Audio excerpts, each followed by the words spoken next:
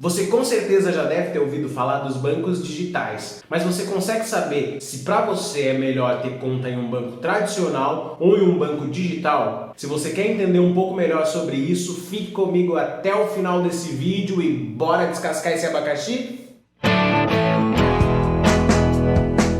Olá, se você ainda não me conhece, eu me chamo Guto, eu sou formado em administração pela UFSCar de Sorocaba e está começando mais um vídeo do Guia Básico de Educação Financeira. Para começar o vídeo de hoje, primeiro a gente precisa diferenciar banco digital de banco digitalizado e de fintech ou de meios de pagamento. Banco digital é muito parecido com o que a gente conhece nos bancos tradicionais. A diferença é que ele ocorre todo online, todos os processos dele são via internet, ou seja, ele não tem agências físicas, como é o caso dos bancos tradicionais. Já os bancos digitalizados, eles podem ser bancos físicos que têm parte das suas atividades de modo online, na internet. Já as fintechs são empresas que usam a tecnologia para otimizar os processos financeiros. Dentro das fintechs podem estar incluídas empresas que fazem a intermediação de pagamentos, como PayPal, Apple Pay e outros.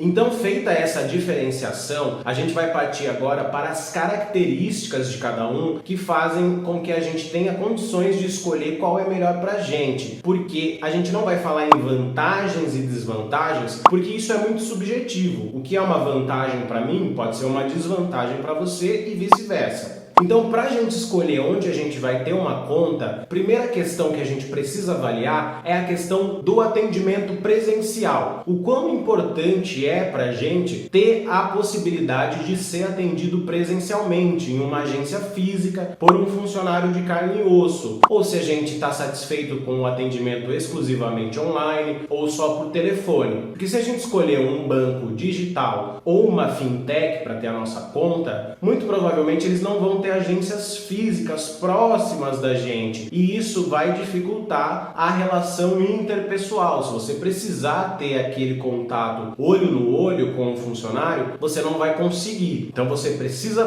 colocar isso na balança para saber se para você é importante o atendimento presencial ou se você pode dispensá-lo. O segundo ponto que a gente precisa avaliar são as opções de crédito. Cartão de crédito, financiamentos, empréstimo pessoal. Isso é importante porque, principalmente nas fintechs e nos bancos digitais menores, a gente não vai conseguir uma liberação de crédito com tanta facilidade, porque eles ainda têm poucos clientes, estão se desenvolvendo, então eles não conseguem liberar montantes muito grandes de crédito para todo mundo. Então, se você é um cliente que precisa de crédito com uma certa constância, ou que você pretende pedir cartões, enfim, talvez as opções digitais não sejam as melhores para você. Talvez um banco físico, um banco tradicional consiga te atender melhor nesse quesito. Então é muito importante você fazer essa análise também. O quão importante são as opções de crédito para você e o quão facilitadas elas precisam ser para você no seu dia a dia. A terceira coisa que a gente precisa avaliar também é se o banco que a gente está abrindo a nossa conta, se ele tem a garantia do FGC. O FGC é o Fundo Garantidor de Crédito. O FGC é uma organização da sociedade civil e ele serve para proteger os correntistas e os investidores caso os bancos venham ter algum problema e a falência. Ele garante os nossos patrimônios até R$250 mil por instituição, por CPF. Mas nem todos os bancos têm essa proteção, ele precisa ser filiado ao FGC. Algumas fintechs, alguns bancos digitais menores não são filiados ao FGC. Então você precisa ficar atento a isso, porque se acontecer alguma coisa com essa instituição, pode ser que o seu dinheiro não esteja garantido. Então isso é um detalhe muito importante para você se atentar antes de abrir uma conta e guardar o seu dinheiro. Quarto ponto para você se atentar: o nível de familiaridade que você tem com o uso da tecnologia, da internet e de celulares, smartphones. Porque nos bancos digitais você vai fazer tudo totalmente online ou no máximo via ligação telefônica. Então, se você não tiver familiaridade com esse tipo de aparelho, com a internet, pode ser que você tenha alguns problemas no decorrer do seu relacionamento com essa instituição. Então, é bom que você faça essa autoanálise para ver se você se considera considera uma pessoa capaz de interagir com esses sistemas para não sofrer no futuro.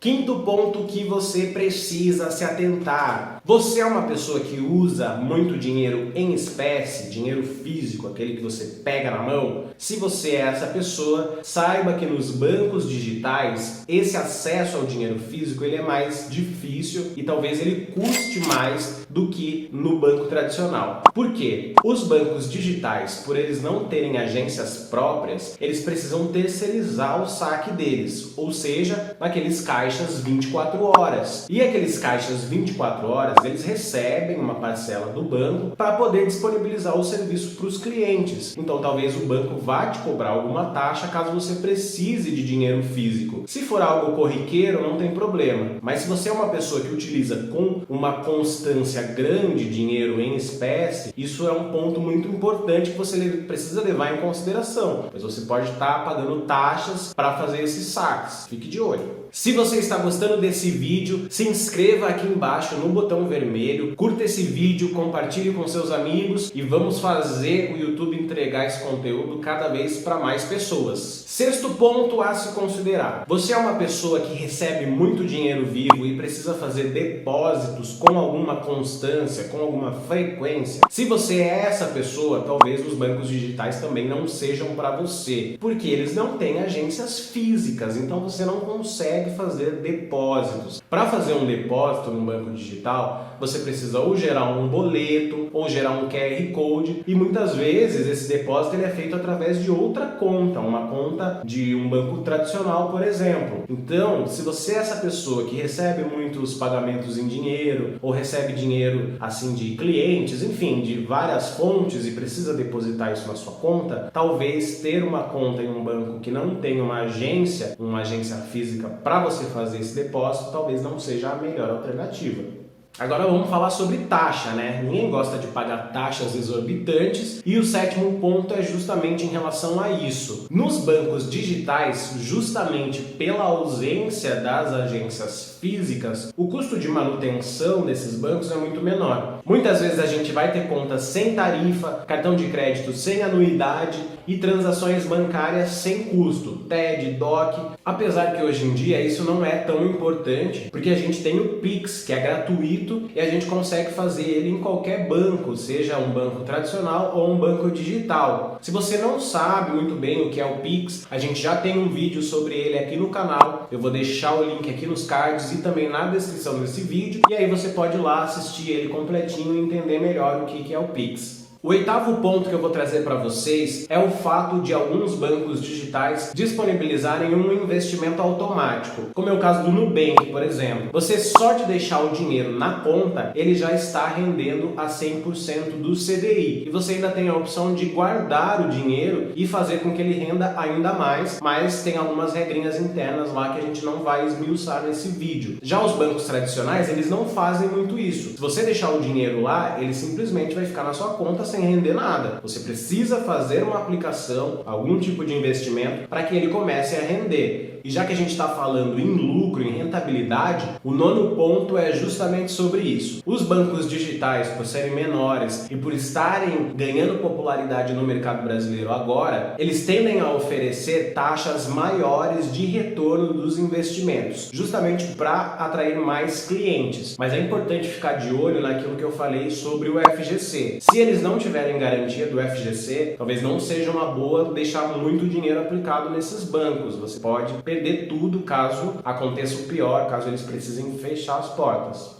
O décimo ponto diz respeito aos limites das transações que você pode fazer. Os bancos digitais, justamente por serem menores e por estarem ainda começando no mercado, algumas transações eles não conseguem liberar volumes tão grandes. Então, se você é uma pessoa que faz movimentações muito grandes de dinheiro, talvez para você não seja tão interessante, já que muitas vezes eles não vão conseguir liberar o limite que você precisa. Aí você vai precisar ligar lá, pedir para eles fazerem uma liberação e tudo mais. Isso pode se tornar uma burocracia desnecessária se você tiver uma conta em um banco tradicional. Mas Guto, então o que eu devo fazer? Eu devo ter conta em um banco tradicional ou eu devo ter conta em um banco digital?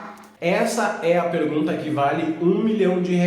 E o que eu aconselho vocês a fazerem ou a terem? Eu aconselho vocês a analisarem o perfil de acordo com todas essas características que a gente falou. Mas mesmo assim é muito importante você não ter relacionamento com um único banco. É sempre bom você ter relacionamento com 2 ou até 3 bancos para você ter opções de crédito e poder pesquisar o que vai ser mais barato para você e que vai atender melhor a sua necessidade. Então a dica é, tenha pelo menos 2 contas, uma em um banco digital e uma em um banco tradicional. Se você quiser ter até mais que isso, talvez seja interessante justamente para você ter mais opções, como eu disse. Então, no mínimo 2, uma no banco digital, uma no banco físico, e aí você consegue ter o melhor dos 2 mundos. Então, para o vídeo de hoje foi isso. Se você gostou desse vídeo, não esqueça de se inscrever aqui embaixo. Semana que vem tem outro vídeo, eu espero você. Um beijo e tchau!